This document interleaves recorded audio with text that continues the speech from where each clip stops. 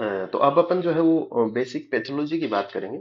और basic pathology में अपन इस क्लास में जो है वो 5 टॉपिक अपन कवर करेंगे। तो सबसे पहले थोड़ी सी अपन बेसिक पैथोलॉजी की बात करेंगे, ठीक है, डेफिनेशंस वगैरह। सेल अडेप्टेशन की बात अपन करेंगे।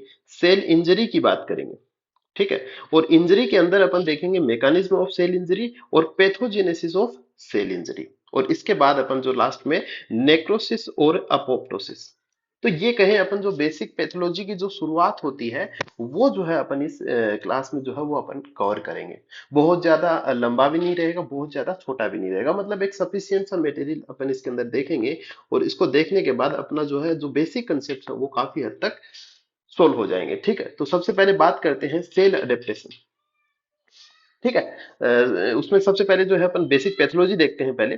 तो बेसिक पैथोलॉजी में अपन बात करते हैं कि डेफिनेशन होती है कि a bridge between clinical practice and basic science, ठीक है। जो अपन पढ़ते हैं यहाँ पे, है ना, जो अपनी स्टडी रहती है उसको अपन क्लिनिकल प्रैक्टिस में किस प्रकार से यूज करें, उन दोनों की बीच की जो योजक कड़ी होती है वही क्या होती है, अपनी पैथोलॉजी जिसको अपन कह सकते हैं, ठीक है। पैथोलॉजी से क्या करते हैं अपन, उन दोनों को कोरिलेट कर पाते हैं। देखिएगा, इसके बाद है इसमें क्या चीजें होती है, अपन देखते क्या क्या है। एक तो इसके अंदर अपन इटियोलॉजी देखते हैं और दूसरा अपन इसमें पैथोजेनेसिस देखते हैं, ठीक है। इटियोलॉजी मतलब क्या हुआ, investigation of cause of disease, की डिजीज का कारण क्या है वो अपन इसके अंदर देखते हैं। भाई क्या करते हैं अपन, क्लिनिक में बैठे रहते हैं, किसी को पेशेंट को देख रहे हैं, तो अपन क्या करते हैं कि भाई डिजीज का क्या रीजन है ना, उनसे पूछते हैं। तो इसी प्रकार से तो अपन इसमें एक तो ये देखते हैं कि इटियोलॉजी की डिजीज का रीजन क्या है, इस चीज को अपन इन्वेस्टिगेट करते हैं या फिर करना सीखते हैं। और दूसरा अपना है मैकेनिज्म ऑफ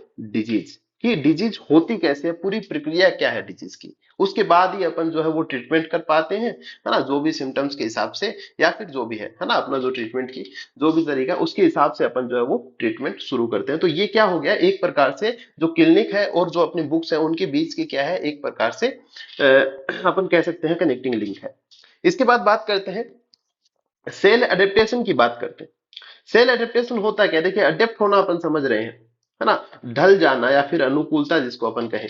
देखिए कह रहा है कि changes made by a cell in response to the adverse or varying environmental changes. जो सेल का आसपास का है ना, इन्वायरमेंट का मतलब क्या है, ये एक सेल है, इसके आसपास जो है ये किस प्रकार की टेम्परेचर की सिचुएशन में रह रही है, किस प्रकार की स्ट्रेस अपने ऊपर झेल रही है, उस सिचुएशन में वो अपने अंदर क्या चेंज ला रही है ताकि वो अपने आप को स्टेबल स्टेट में रख सके, उसी को क्या बोलते हैं, सेल अडेप्टेशन। अपने आप को ठीक रखने के लिए थोड़ा सा अपने अंदर क्या करती है, परिवर्तन करती है, ठीक है। तो वही कहा कि changes made by a cell, एक सेल के द्वारा जो चेंज किए जाते हैं in response to adverse or varying environmental changes. जो इन्वायरमेंट है, बाहर का जो वातावरण है, उसके रिस्पॉन्स में जो चेंज करती है उसी को क्या बोलते हैं, सेल अडेप्टेशन बोलते हैं।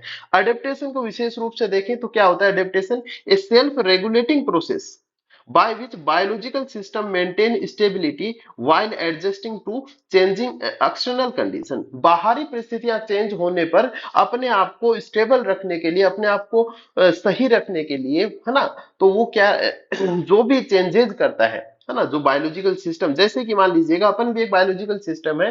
अपन क्या करते हैं, अपनी बॉडी टेम्परेचर है 37 डिग्री सेल्सियस, ठीक है। अब जैसे मान लीजिएगा सर्दी आती है तो अपन क्या कर रहे हैं भाई, कंबल वगैरह ओढ़ रहे हैं, हीटर वगैरह चालू कर रहे हैं, तो क्या कर रहे हैं, अपनी जो इंटरनल जो टेम्परेचर है, इंटरनल एनवायरनमेंट है, उसको बाहरी एनवायरनमेंट के कारण जो है कुछ थोड़ा सा झेलना पड़ रहा है, थोड़ा स्ट्रेस मिल रहा है, तो उसको सही रखने के लिए अपन क्या करते हैं, हीटिंग इफेक्ट जो है वो जनरेट करते हैं। अगर अपना करें, बॉडी का बात करें तो क्या होता है, उसमें सर्दी लगती है तो शिवरिंग वगैरह हो जाती है, तो वही चीज क्या है, वो अडेप्टेशन है। उसी प्रकार से गर्मियों की बात करें, स्वेटिंग होना, वो क्या एक प्रकार से अडेप्टेशन है। तो ये बात की अपन ने अडेप्टेशन की। अब देखिएगा, अब मान लीजिएगा किसी सेल के ऊपर कोई प्रेशर आ रहा, कोई एक ऐसी सिचुएशन आ रही है, मान लीजिएगा किसी व्यक्ति को अपन एकदम गर्म जगह पे या फिर कोई ठंडी जगह पे छोड़ दे, तो कुछ देर तक तो बॉडी क्या करेगी, शिवरिंग करेगी, या फिर गर्मी की बात करें तो स्वेटिंग होगी, मतलब थोड़ी देर तक वो अडेप्ट होने की कोशिश करेगी। लेकिन पता चला कि जो एडवर्स सिचुएशन है वो रेगुलर वैसी की वैसी है, उसमें कोई सुधार नहीं हो रहा है, तो वो उसके बाद में किस स्टेज में जाएगी, फिर वो इंजरी की तरफ जाने लग जाएगी, है ना। तो वो अपन बाद में बात करेंगे। पहले अपन देखते हैं कि एडेप्टेशन के अंदर होता क्या क्या है, कौन कौन से टाइप्स ऑफ एडेप्टेशन अपन कहें। तो जनरली बात करें कि एडेप्टेशन जो है वो बेसिकली दो प्रकार के होते हैं।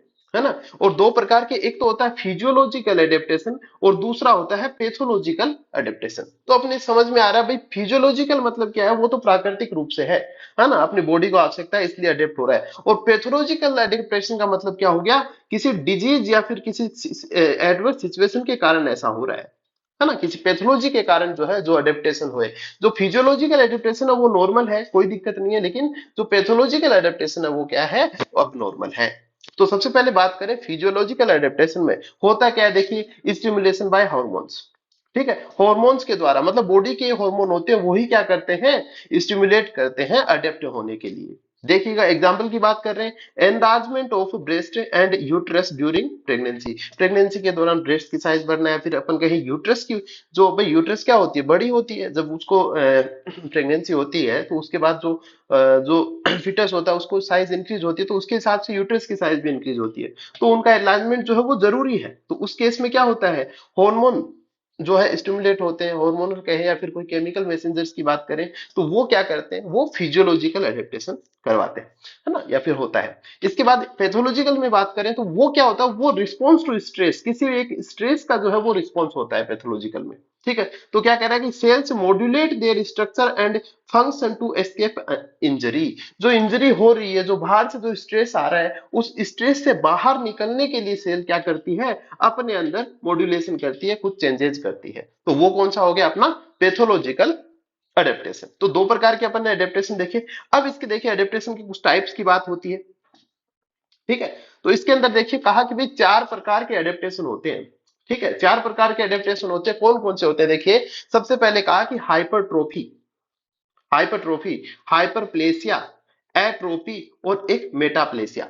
एक और अपन बात करेंगे डिस्प्लेसिया की, है ना।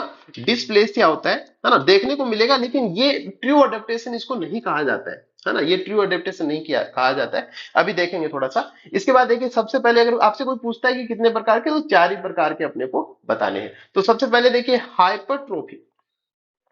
हाइपरट्रोफी में क्या हो रहा है, increase in size of cell, जो सेल की साइज है उनमें इंक्रीज होना, वो क्या होता है, हाइपरट्रोफी होता है। और इंक्रीज साइज, जो साइज ऑफ सेल जो है ना, सेल की साइज जो वो अगर इंक्रीज होती है, तो उस केस में क्या हो रहा है, increase in size of organ, है ना। हालांकि अपने को ये पॉइंट वाइज याद कर लेना, फिर जब अपने को लिखना होता है तो उस केस में अपन सेंटेंस बना के लिख देंगे। तो इसके दो पॉइंट है भाई, सेल की साइज इंक्रीज होगी और उससे क्या होगा, ऑर्गन की साइज इंक्रीज होगी। दूसरा टर्म आता है हाइपरप्लेसिया। हाइपरप्लेसिया में क्या होता है, increase in number of cells, इसमें सेल्स के नंबर इंक्रीज होंगे और होगा क्या, एनलार्जमेंट ऑफ ऑर्गन हो जाएगा। ठीक है, अगला जो है वो है एट्रोपी। एट्रोपी में क्या होता है, shrinkage of, shrinkage in size of cell, cell जो है ना श्रिंक हो जाती है। ठीक है, तो वो छोटी हो जाती है कह सकते हैं। By loss of cell substance, जो सेल के अंदर के जो सब्सटेंसेस होते हैं वो बाहर निकल जाते हैं, है ना। तो उनका जो है नुकसान हो जाता है, हो सकता है वो खत्म हो जाए अंदर से। तो कोई भी रीजन, एट्रोपी जो होगी उसमें क्या होता है, श्रिंकेज होता है, सेल साइज जो है वो पिचक जाती है, छोटी हो जाती है। मेटाप्लेसिया की बात करें तो इसमें क्या होता है, ट्रांसफॉर्मेशन होता है। ठीक है, कि one cell type replace by other, एक प्रकार की सेल होती है वो दूसरे में जो है रिप्लेस्ड हो जाती है। और मेटाप्लेसिया जो होता है वो फर्दर जो है वो टू टाइप्स में डिवाइडेड होता है, जिसकी अभी अपन बात करेंगे। यहाँ पे देखिए दो नाम आते हैं, एक आता है हाइपरट्रोफी और एक आता है हाइपरप्लेसिया। इन दोनों में कंफ्यूज होता है, एक बार चलो पढ़ लिया अपन ने, याद कर लिया भाई, एक में क्या हो रहा है, सेल की साइज इंक्रीज हो रही है, दूसरे में क्या हो रहा है, सेल के नंबर इंक्रीज हो रहे हैं। ठीक है, याद कर लिया। अपने इसको याद कैसे रखना है, अगर नहीं होता है तो उस केस में ध्यान रखना, जो नजदीक है ना वो ध्यान रखना है। अब इधर क्या हो रहा है भाई, हाइपरट्रोफी में क्या हो रहा है, साइज इंक्रीज हो रही है, और नाम क्या है, हाइपरट्रोफी। हाइपर हाइपर तो सेम है, तो नाम क्या है इसका, ट्रोफी है ना, हाइपरट्रोफी। और दूसरा जो है वो हाइपरप्लेसिया है। तो इसमें क्या हो रहा है, नंबर इंक्रीज हो रहे हैं। ठीक है, इसमें क्या हो रहा है, सेल्स के नंबर इंक्रीज हो रहे हैं और नाम क्या है, प्लेसिया, हाइपरप्लेसिया। अब देखिएगा, अब यहाँ पे बात करें तो ये हाइपरट्रोफी में जो है टी के नजदीक कौन है भाई, एन, नंबर और साइज में तो कंफ्यूजन है, तो एन नजदीक है या फिर एस नजदीक है, तो टी के नजदीक कौन होता है, एस होता है, तो साइज है ना। तो इसमें क्या होता है, साइज बढ़ जाती है सेल्स की। और उसी प्रकार प्लेसिया में बात करें तो कौन नजदीक है, इसमें कौन है, एन नजदीक है ना। जो टी पे जाएंगे तो पी के बाद में दो अल्फाबेट छोड़ के टी पे जाना पड़ेगा, और इधर क्या है, एन नजदीक है ना। तो ये नंबर आ जाएगा प्लेसिया में। तो ये बस थोड़ा ध्यान रख सकते हो, इस प्रकार से आपके पास में कोई और तरीका उससे भी याद रख सकते हो, नॉर्मली भी याद हो जाता है ना। तो इसके बाद में बात करेंगे अपन मेटाप्लेसिया। तो मेटाप्लेसिया जो है वो फर्दर दो प्रकार का रहता है। तो दो प्रकार में अगर बात करें मेटाप्लेसिया के अंदर, तो देखिएगा एक होता है एपिथेलियल मेटाप्लेसिया और एक होता है मिजेनकाइमल मेटाप्लेसिया। एपिथेलियल में देखिएगा दोनों में होता क्या, ट्रांसफॉर्मेशन होता है, एक प्रकार की सेल जो है वो दूसरे प्रकार में चेंज हो जाएगी। सबसे पहले जो एपिथेलियल मेटाप्लेसिया की बात करें, उसका एग्जांपल अपन देखते हैं क्रोनिक स्मोकर, जो लंबे समय से या फिर बहुत ज्यादा जो है वो स्मोकिंग करते हैं। और दूसरा मिजेनकाइमल की बात करें, ये होते हैं मायोसाइटिस ओसिफिकेंस। इसका एग्जांपल क्या है, मायोसाइटिस ओसिफिकेंस। तो पहली चीज तो ये याद रखनी है भाई। अब दूसरी चीज देखते हैं होता क्या है। एपिथेलियम मेटाप्लेसिया की बात करें, तो इसमें देखिएगा pseudo stratified columnar epithelium of bronchi replaced by squamous epithelium. जो सूडो स्ट्रेटिफाइड कोलुमनर एपिथेलियम होती है, वो किससे रिप्लेस हो जाती है, स्क्वेमस एपिथेलियम में चेंज हो जाती है। क्यों, थोड़े समय तो वो क्या करती है, जो एडवर्स सिचुएशन होती है, बार बार स्मोकिंग में क्या हो रहा है, धुआं जा रहा है, लेकिन वो बाद में वो नहीं कर पाती है, तो वो जो है वो चेंज कर लेती है अपने आप में, स्क्वेमस एपिथेलियम में चेंज हो जाती है। इसी प्रकार से मेसेनकाइमल की बात करें, तो सॉफ्ट टिश्यू कन्वर्ट इनटू बोनी टिश्यू। ठीक है, जो मसल्स होती हैं या फिर अपन सॉफ्ट टिश्यू की बात करें, वो क्या होती है, वो बोनी टिश्यू में कन्वर्ट हो जाती है। मायोसाइटिस मायोसाइटिस ओसिफिकेंस, दिख रहा है ना, मायो मतलब मसल्स हो गया, और ओसिफिकेंस मतलब ओसिफाइड हो गई है ना, बोन बन गई। तो ये जो है मायोसाइटिस ओसिफिकेंस। एग्जांपल ध्यान रखने हैं, और ध्यान रख लेना कि हो क्या रहा है इसमें, थोड़ा सा याद रखना है, pseudo stratified columnar epithelium replace हो जाती है स्क्वेमस एपिथेलियम से। ठीक है, इसके बाद देखो ये अपन ने बात की चार प्रकार की जो अडेप्टेशन थे उनकी बात की। ये थोड़ा सा अपन देख लेते हैं, नॉर्मल सेल जो है वो ऐसे रहती है ना, नॉर्मल सेल ऐसे रहेगी। एट्रोपी की बात करें तो अपन ने भाई पहले हाइपरट्रोपी देख लेते हैं। हाइपरट्रोपी की बात की तो अपन ने कहा भाई सेल साइज इंक्रीज होगी, है ना, तो ट्रोपी टी के पास में कौन है, एस है, तो सेल साइज। और हाइपरप्लेसिया में क्या होगा भाई, increase in cell number, cell के नंबर इंक्रीज हो जाएंगे। एट्रोपी में बात करें, एट्रोपी में क्या होगा भाई, सेल की साइज डिक्रीज हो जाएगी। और बात करें मेटाप्लेसिया में, तो मेटाप्लेसिया में जो है वो conversion of one cell type into other. तो अपन ने कहा भाई दो एग्जांपल उसके अपन ने देखे, तो ये हो गया। ठीक है, इसके बाद देखिए डिस्प्लेसिया और आता है, लेकिन इसको क्या है, अपन इसको ट्रू अडेप्टेशन नहीं बोलते, है ना, तो इसको काउंट नहीं करते हैं, हालांकि फोटोज में जरूर इसको बोल देते हैं। और इसको जनरली क्या करते हैं इसको फॉल्स ही मानते हैं ना, इसको ट्रू अडेप्टेशन मानते नहीं है। चलिएगा, इसके बाद अपन आगे चलते हैं। सेल इंजरी, देखिए दूसरा पॉइंट है, पहला अपन ने देखा सेल एडेप्टेशन, और दूसरा जो पॉइंट है वो अपना है सेल इंजरी। सेल इंजरी में देखिए क्या कह सकते हैं सेल इंजरी को, डेफिनेशन थोड़ी अपने को ध्यान में भी रखनी है ना, कि variety of changes of stress that a cell suffers due to external as well as internal environmental changes. ठीक है, वो जब इंटरनल और एक्सटर्नल जो भी चेंजेस हुए हैं, जो स्ट्रेस जब सेल पे आ रहा है, तो उस केस में सेल जो है वो क्या क्या सहन कर रही है, क्या क्या सफर कर रही है, उसी चीज को क्या बोलते हैं, सेल इंजरी बोलते हैं, है ना। तो देखिएगा ये दो प्रकार की होती है सेल इंजरी। एक तो ऐसे सेल इंजरी होती है, चलो मान लीजिएगा सेल के ऊपर किसी प्रकार का प्रेशर आया, इस प्रकार से सेल है, मान लीजिएगा ऐसे सेल है, इसके ऊपर किसी प्रकार का प्रेशर आया, प्रेशर आने की वजह से पिचक गई, पिचक गई तो ऐसे हो गई, थोड़ी सी फ्लेट हुई, और थोड़ी देर बाद ये प्रेशर जो है वो रिमूव हो गया, तो सेल वापस अपनी पोजीशन में आ जाएगी। हो सकता है थोड़े बहुत छोटा मोटा इसके अंदर कुछ ऑर्गेनली दबने की वजह से थोड़ा बहुत इंजर्ड हुई हो, जो कि वापस जो है वो रिकवर कर लेगी। तो इस प्रकार का जो सिचुएशन होती है उसको तो बोलते हैं रिवर्सिबल सेल इंजरी। ठीक है, लेकिन एक ऐसा केस होता है कि यहाँ पे प्रेशर दिया सेल के ऊपर और सेल पिचक गई, है ना, ऐसे पिचकी रही, और वो जो है प्रेशर रिमूव ही नहीं हो रहा है, वो प्रेशर उस पर लगातार काफी समय तक लगा हुआ है। तो धीरे धीरे क्या होगा, उसके अंदर जो माइटोकॉन्ड्रिया है, न्यूक्लियस है ना, ये सब जो है उन पे क्या हो जाएगा, एडवर्स इफेक्ट आने लग जाएगा, और उसकी वजह से क्या हो जाएगा, ये इरिवर्सिबल हो जाएगी, मतलब ये वापस अपने आप को रिकवर करने की स्थिति में नहीं रह पाएगी, और वो डेथ हो जाएगी, उसका नेक्रोसिस की तरफ प्रोसीड कर जाएगी। ठीक है, उसको क्या बोलते हैं, इसको बोलते हैं इरिवर्सिबल सेल इंजरी। ठीक है, ये दूसरी चीज, तो दो प्रकार की होती है सेल इंजरी, एक तो होती है रिवर्सिबल और दूसरा होता है इरिवर्सिबल। अब देखिएगा कुछ रीजंस होते हैं सेल इंजरी के, कि कौन कौन से ऐसे रीजन है जो सेल इंजरी के कारण बन सकते हैं ना, रीजन कौन कौन से हैं, देखिएगा। सबसे पहले कहा कि भाई ऑक्सीजन डिप्रीवेशन, ऑक्सीजन की कमी। ठीक है, हाइपोक्सिया भी जिसको बोल देते हैं, है ना, काफी जगह पे हाइपोक्सिया भी लिखा मिलेगा, तो हाइपोक्सिया भी बोल देते हैं। तो ये जो है ये मोस्ट कॉमन कोज होता है। सेल इंजरी का मोस्ट कॉमन कोज क्या होता है? हाइपोक्सिया होता है। ठीक है। दूसरा है जेनेटिक डिफेक्ट। जेनेटिक डिफेक्ट्स में क्या है कि डेफिशिएंसी ऑफ फंक्शनल प्रोटीन, जैसे अपन सिकल सेल एनीमिया में देखते हैं, है ना? तो डेफिशिएंसी ऑफ फंक्शनल प्रोटीन ये जेनेटिक डिफेक्ट हो गया। तीसरा है न्यूट्रिशनल इम्बैलेंस। न्यूट्रिशनल इम्बैलेंस जैसे कि हार्ट डिजीज वगैरह में क्या होता है भाई, आप कोलेस्ट्रॉल बढ़ गया आपका, तो उस केस में क्या हो रहा है, आपने न्यूट्रिशन में कहीं ना कहीं बैलेंस किया है ना? फैटी सब्सटेंस ज्यादा खाए, ट्रांस फैट वगैरह, तो उसकी वजह से क्या हो रहा है, आपको हार्ट डिजीज हो रहे हैं, आपकी बॉडी में कोलेस्ट्रॉल बढ़ रहा है, या फिर अपन कहीं हाइपरटेंशन वगैरह, ठीक है, डायबिटीज कह सकते हैं। तो इस प्रकार की जो डिजीजेज है वो हो रही है, तो वो किसकी वजह से हो रही है? न्यूट्रिशनल इम्बेलेंस, और कहीं ना कहीं उसमें क्या हो रहा है भाई? सेल इंजरी होती है। इसके बाद है physical agent. Physical agent directly हो जाए, आपको चोट लग गई, ट्रॉमा हो गया, रेडिएशन से हो गया, या फिर आपको कोई इलेक्ट्रिक शॉक लग गया, इस प्रकार की कोई भी चीजें हैं, ये कौन सी होगी? ये फिजिकल एजेंट होगी। सबसे कॉमन कौन सा होता है? ये ध्यान रखना, हाइपोक्सिया होता है। बाकी भी अपन जो है वो थोड़ा याद कर सकते हैं लिखने के पर्पज से। ठीक है, एग्जाम्पल्स आप देखोगे आपको और मिलेंगे, अपन ने जो है यहाँ पे एक एक दो दो ही लिखे हैं समझने के पर्पज से। ठीक है, चलिएगा, तो ये अपन ने बात की कोजेज ऑफ सेल इंजरी। अब देखिएगा आगे अपन देखते हैं मैकेनिज्म ऑफ सेल इंजरी। तो सेल इंजरी होती कैसे है, देखिए, तो अपन ने अभी भी बात की कि दो प्रकार की सेल इंजरी होती है।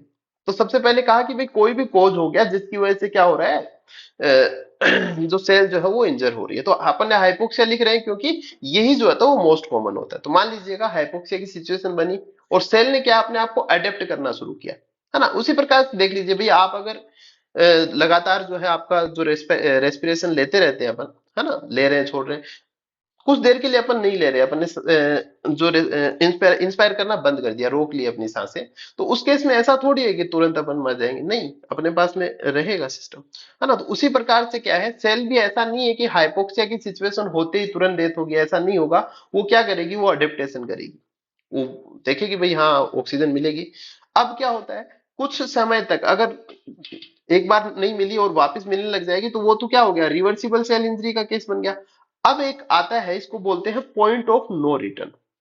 अब क्या है, एक ऐसा बिंदु आएगा, काफी देर तक ऑक्सीजन नहीं मिल रही है, अब एक ऐसा बिंदु आएगा वहां, उसके बाद अब आदमी जो है उसको 10 मिनट तक, या फिर अपन कहीं 5 मिनट तक ऑक्सीजन नहीं दे रहे हैं, अपन सांस उसके रोक दिए हैं, अब 5 मिनट तक नहीं दिए तो वो थोड़ी देर जीवित रहेगा, उसके बाद नहीं दे रहे हैं तो वो उसकी क्या हो जाएगी, डेथ हो जाएगी। उसके बाद भले आप उसको ऑक्सीजन भी देते रहोगे तो वापस जो है वो सरवाइव नहीं करेगा। ठीक है, तो उस पॉइंट को, उस बिंदु को जिसके बाद ऑक्सीजन देने पर भी वो सेल वापस जीवित नहीं होगी, उसको क्या बोलते हैं, पॉइंट ऑफ नो रिटर्न। वहां से वापस नहीं लौट सकते, उसी चीज को क्या बोल देते हैं, इरिवर्सिबल सेल इंजरी। वहां से अब सेल जो है वो वापस नहीं आ पाएगी, है ना? वो क्या हो जाएगी, इरिवर्सिबल सेल इंजरी होगी, और वो ही किधर जाएगी, फिर उसकी सेल डेथ हो जाएगी।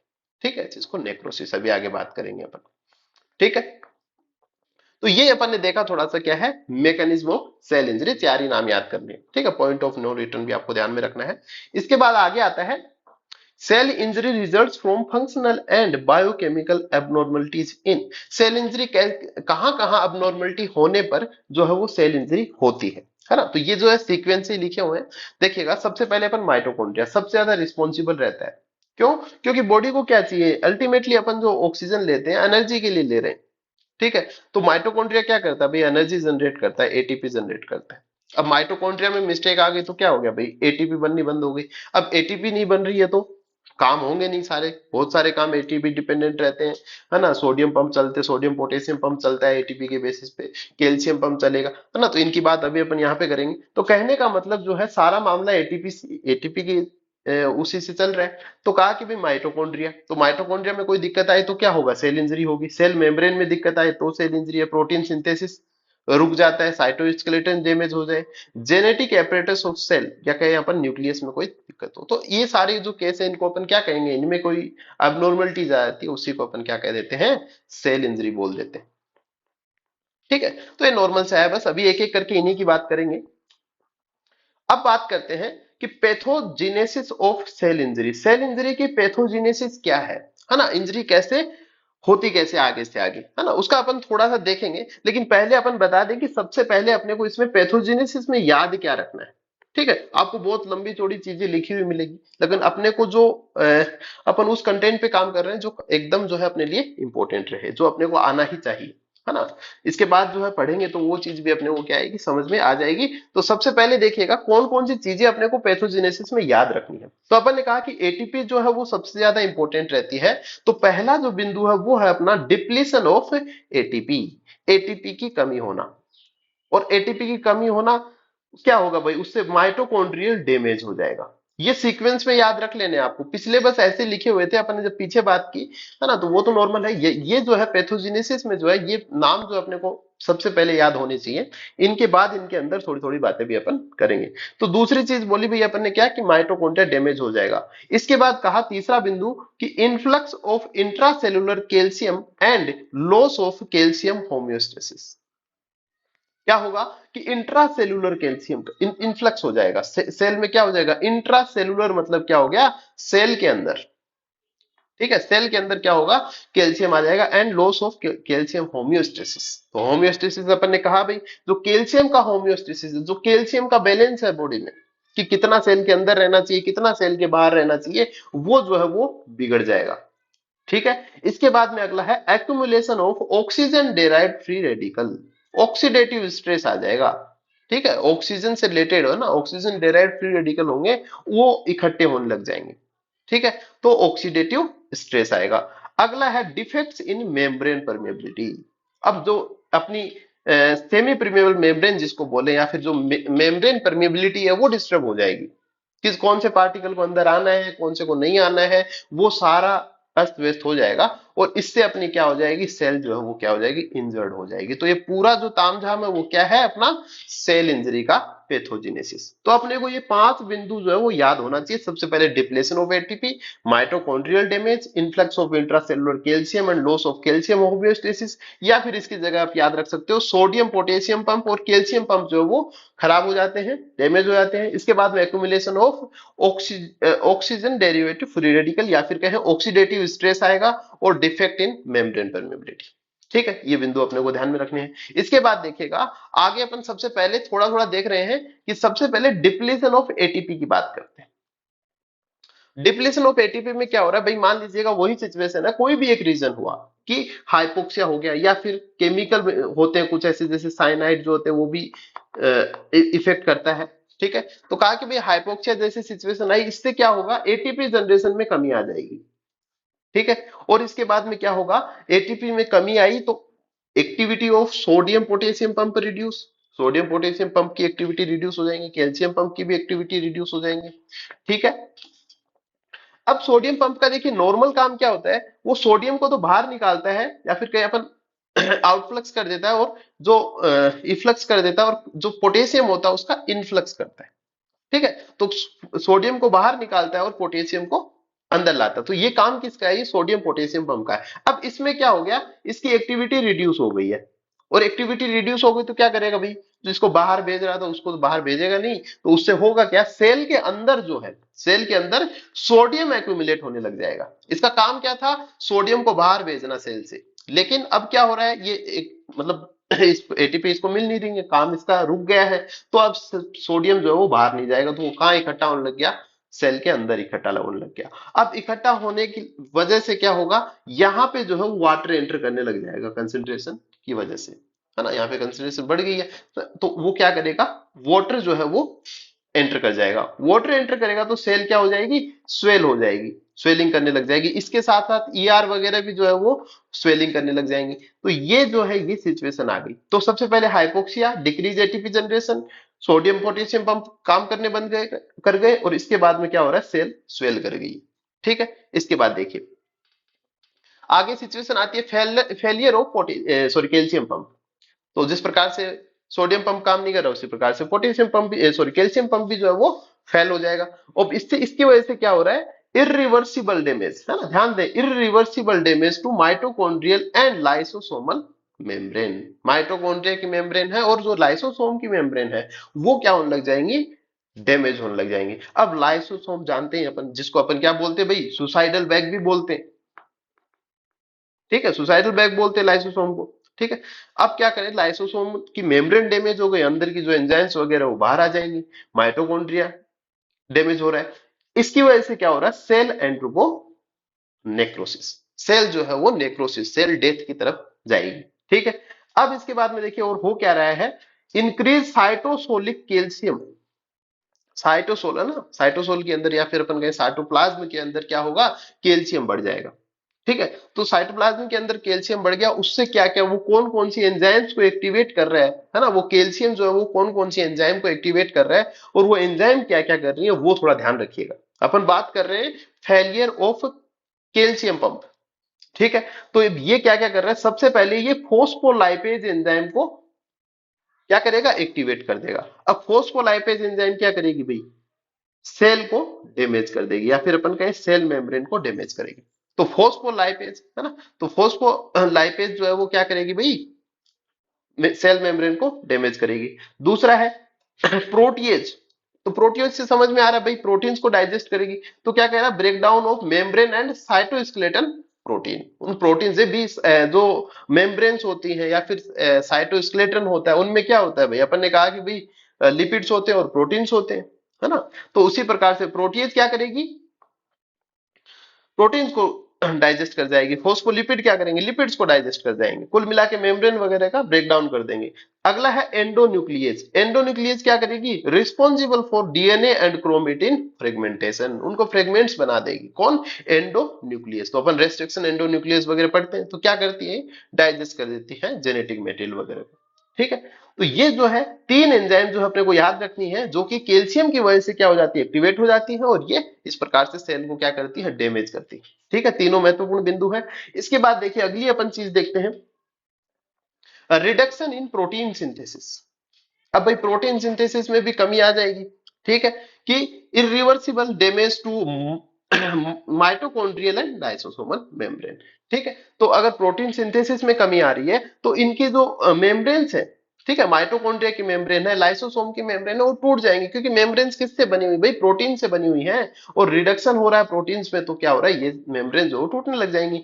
अगली चीज है accumulation of oxygen derived free radical. तो free radicals can damage lipid, protein and nucleic acid. ठीक है, जो ऑक्सीजन डेराइव्ड फ्री रेडिकल्स होते हैं वो लिपिड्स को, प्रोटीन्स को, न्यूक्लिक एसिड्स को, हालांकि जो पहले एंजाइम्स पढ़े वो भी यही काम कर रही हैं। और कुल मिला के क्या होगा, ऑक्सीडेटिव स्ट्रेस आ जाएगा। ठीक है, और इन सब के ताम झाम से हो क्या रहा है भाई, डिफेक्ट्स ऑफ मेम्ब्रेन परमेबिलिटी। इसी के साथ साथ क्या हो जाएगा, मेम्ब्रेन परमेबिलिटी में डिफेक्ट आ जाएगा, किसको अंदर जाना है किसको बाहर जाना है कोई व्यवस्था नहीं है, और कुल मिला के सेल की क्या होती है, अंत में डेथ हो जाती है।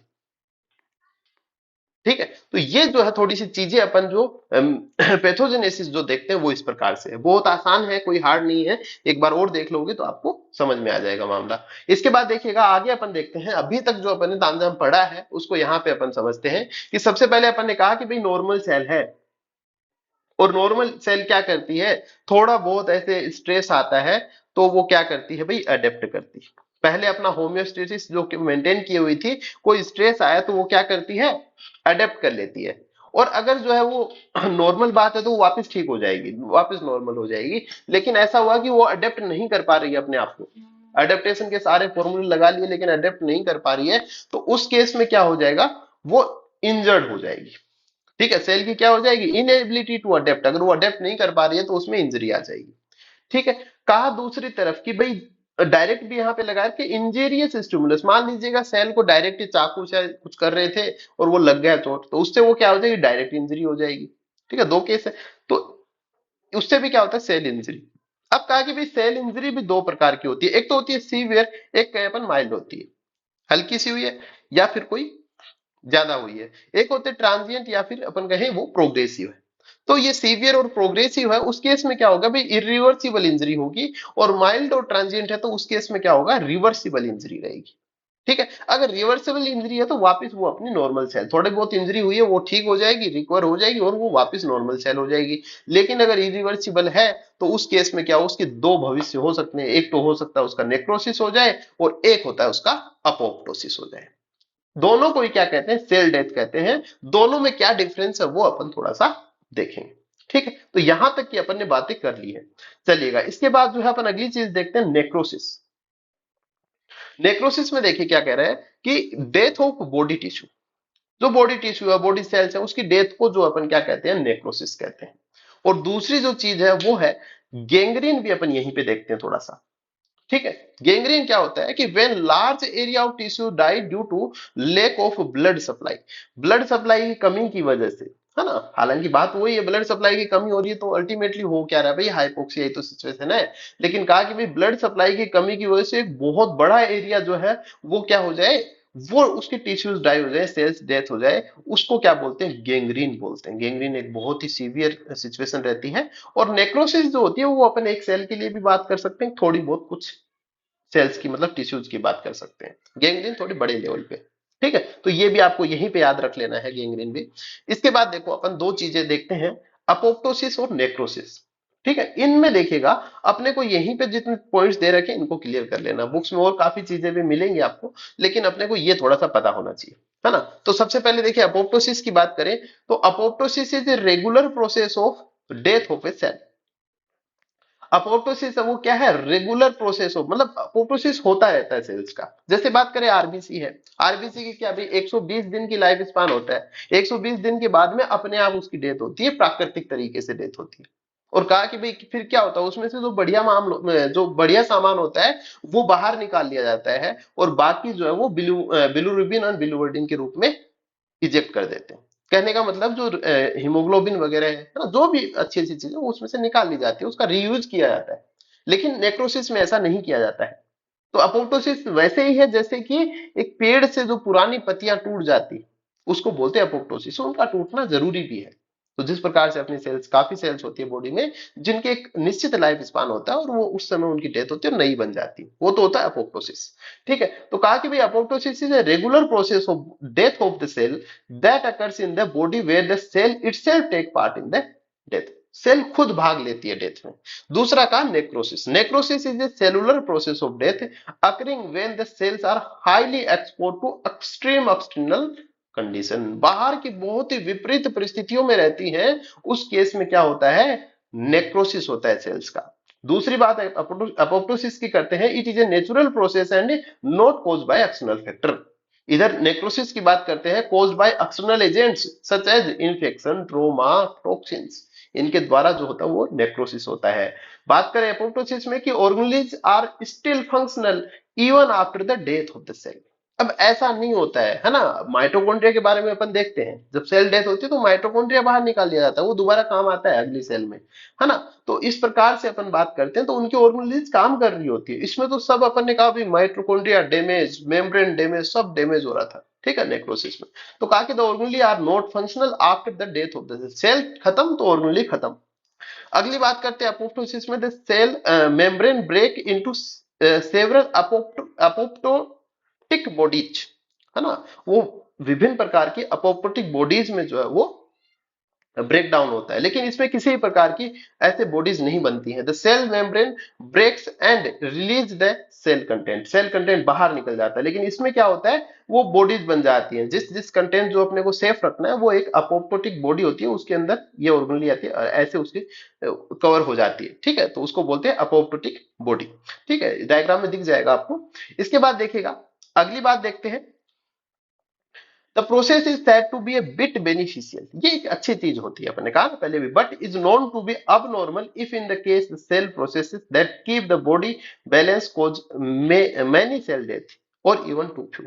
कहा कि उस केस में इसको अबनॉर्मल कह देंगे जब या तो सेल्स बहुत ज्यादा डेथ हो रही हो या फिर बहुत कम सेल्स की डेथ हो रही हो। आगे कहा कि it always damaging and harmful. कहा नेक्रोसिस हमेशा ही क्या होता है, हार्मफुल और डैमेजिंग होता है। नेक्स्ट है कि no symptom are observe during the process of apoptosis.